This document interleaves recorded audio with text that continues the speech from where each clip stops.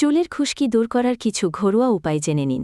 নারিকেল তেল ও লেবুর রস, তেল ও মেথি বীজ, পেঁয়াজের রস, নিম পাতা, ক্যাস্টর অয়েল ও তুলসী পাতা এগুলো চুল পড়া রোধ করতে সাহায্য করে।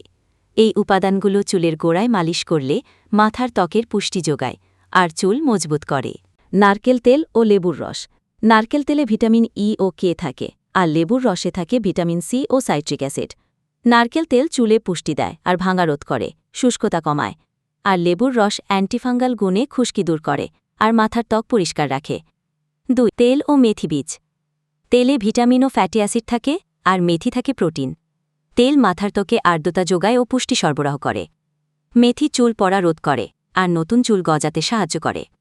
নিম পাতা। নিম পাতায় থাকে অ্যান্টিঅক্সিডেন্ট। এটি অ্যান্টিফাঙ্গাল ও অ্যান্টিব্যাকটেরিয়াল গুণে খুশকি দূর করে। Castor oil. ক্যাস্টর অয়েলে থাকে ওমেগা-6 ফ্যাটি অ্যাসিড। এটি চুল ঘন ও মজবুত করে, ভাঙা রোধ করে। তুলসী পাতা। তুলসী পাতায় ভিটামিন এ, সি ও কে থাকে। এটি খুশকি ও চুলকানি দূর করে আর চুলে প্রাকৃতিক উজ্জ্বলতা আনে।